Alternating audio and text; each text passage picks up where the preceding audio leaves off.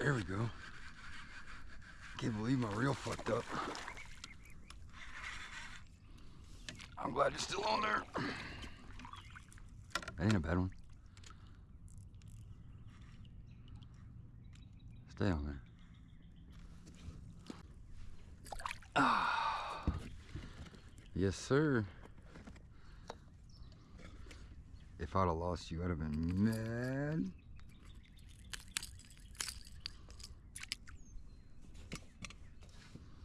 Probably weigh about 2 pounds. It's a good bass right there.